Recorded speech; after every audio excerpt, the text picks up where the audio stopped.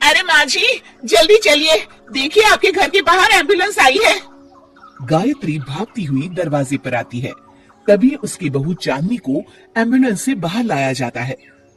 हे भगवान, ये मेरी बहू को क्या हो गया? एक्सीडेंट हो गया माँ जी। अरे लेकिन ये कैसा एक्सीडेंट है? चोट तो कहीं नजर नहीं आ रही। अरे माँ जी, दिमाग में अंदरूनी चोट लगी है और ये अपनी याददाश्त खो बैठी है। हैं? मेरी बहू याददाश्त खो बैठी है, अब क्या होगा? आप फिक्र मत करिए, बस इनका अच्छे तरीके से ख्याल रखिए। मैंने दवाइयाँ दे दी है, अब मैं चलता हूँ। अगले दिन, अब तेरी तबीयत कैसी है बहू? बहू? किसकी बहू? हम भैरवगढ़ के ठाकुर विक्रम सिंह की बेटी रूपवती हैं। हम एक राजकुमारी हैं और तुम हमारी दासी हो बुढ़िया। अरे बेटा विशाल, बहू कैसी बहकी बातें कर रही है। अरे कुछ मत पूछो माँ, रात को मुझसे अपने पैर दबा रही थी। सर पर चोट लगने की वजह से इसका दिमाग पूरी तरह खराब हो गया है और ये अपने आप को राजकुमारी समझ रही है। तभी वहाँ चांदनी आ जाती है। तुम दोनों यहाँ क्या खुसुर-फुसुर कर रहे हो? कहीं तुम दोनों मिलकर हमारे खिलाफ कोई षड्यंत्र तो नहीं रच रहे हो? हम तुम्हारा सर तलवार से उड़वा देंगे, समझे? अरे नहीं नहीं राजकुमारी जी, हम तो आपके सेवक हैं। भला हमारी इतनी हिम्मत? कहिए, आपने यहाँ हॉल में आने का कष्ट कैसे किया? हमें बहुत भूख लगी है। ए दासी, जल्दी से हमारे लिए भोजन का प्रबंध करो। आज हम शाही कबाब खाएंगे। विशाल अपनी माँ को चांदनी की बात मानने के लिए इशारा करता है। ठीक है राजकुमारी जी, मैं अभी आपके लिए भोजन लेकर आती हूँ। इस तरह विशाल और उसकी माँ ना चाहते हुए भी चांदनी की जी हजूरी में लगे रहते हैं। लाओ माँ, जल्दी से मेरा टिफिन दो, मुझे देर हो रही है। अरे ठहर जा, जरा दम तो लेने दे मुझे। सारे घर का काम मुझे अकेली को करना पड़ता है। तेरी बीवी तो राजकुमारी बनी बैठी है, सारा दिन हुक्म चलाती रहती है। अरे माँ, मेरा भी तो यही हाल है। फिलहाल तुम मेरा टिफिन दे दो, मैं चला। रुको, कहाँ जा रहे हो? अरे मर गया रे, ये कहाँ से धमकी? आज हमारा जुहू चौपाटी घूमने का मूड है और हमें अपने लिए नई साड़ियाँ भी खरीदनी है। चलो जल्दी से अपना वाहन निकालो और हमें ले चलो। अरे अब तो मैं गया काम से। अगर आज मैं वक्त पे ऑफिस नहीं पहुंचा तो मेरा बॉस मुझे नौकरी से निकाल देगा। मरता क्या न करता।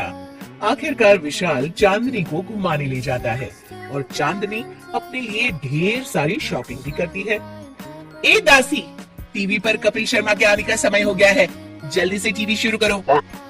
अरे वाह, कपिल शर्मा तुझे याद है, बाकी कुछ याद नहीं। बहू तू तो बड़ी चालू लगती है, अपने फायदे की हर चीज तुझे याद रहती है। मैं तो तेरी इस अजीब बीमारी से परेशान हो गई हूँ। अगले दिन, अरे डॉक्टर साहब, आप इतने दिन से मेरी बहू का इलाज कर रहे हैं, लेकिन उसकी बीमारी तो सुधरने के बजाय और बढ़ती जा रही है। अरे माँ जी, ये दिमागी बीमारी है, बेचारी की याददाश्त चली गई है, वापस आने में थोड़ा वक्त तो लगेगा ही ना। गायत्री डॉक्टर से बात कर ही रही होती है कि तभी उसकी पुरानी सहेली शीला वहाँ आ जाती है। शीला को देख अचानक डॉक्टर घबरा जाते हैं। अच्छा माँ जी, मुझे एक मरीज को अर्जेंट देखने जाना है, मैं चलता हूँ। ये कौन था? अरे अब क्या बताऊं शीला, एक एक्सीडेंट में मेरी बहू की याददाश्त चली गई है। ये डॉक्टर उसका इलाज कर रहा है। ये डॉक्टर कब से बन गया? अरे ये तो चमन पान वाले का लड़का है, सारा दिन नौटंकी करता रहता है। अच्छा तो ये बात है, अब मैं समझी। मेरी बहू और ये पान वाले का लड़का दोनों मिलकर मुझे बेवकूफ बना रहे थे। चल तू मेरे साथ। गायत्री शीला को एक बड़ा सा डंडा हाथ में देकर अपनी बहू चांदनी के कमरे में ले जाती है। बहू, ये मेरी सहेली है, एक डॉक्टर है। इसने तेरे जैसे न जाने कितनों का इलाज 2 मिनट में कर दिया है। इसका कहना है कि सर पर जहां चोट लगी हो, अगर उसी जगह दोबारा किसी बड़े डंडे से जोर से मारा जाए तो मरीज की याददाश्त वापस आ जाती है।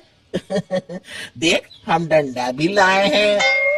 अपनी सास की बातें सुनकर और हाथ में बड़ा डंडा देख चांदनी घबरा जाती है। अरे बाप रे, मैं तो फंस गई। इस डंडे की एक बार की वार से ही मैं तो चारों खाने चित हो जाऊंगी। अब क्या करूं, क्या करूं, क्या करूं? लेकिन गायत्री, डंडा सर पर ठीक उसी जगह लगना चाहिए जहां चोट लगी है।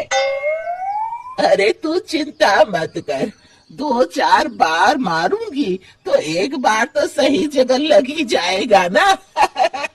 चल बहू, तैयार हो जा। अरे नहीं नहीं माँ जी, मुझे मत मारिए। दरअसल घर के काम करने से बचने के लिए मैंने ये सब नाटक किया था। मुझे माफ कर दीजिए, मैं कान पकड़ती हूँ। दोबारा ऐसी गलती कभी नहीं करूंगी।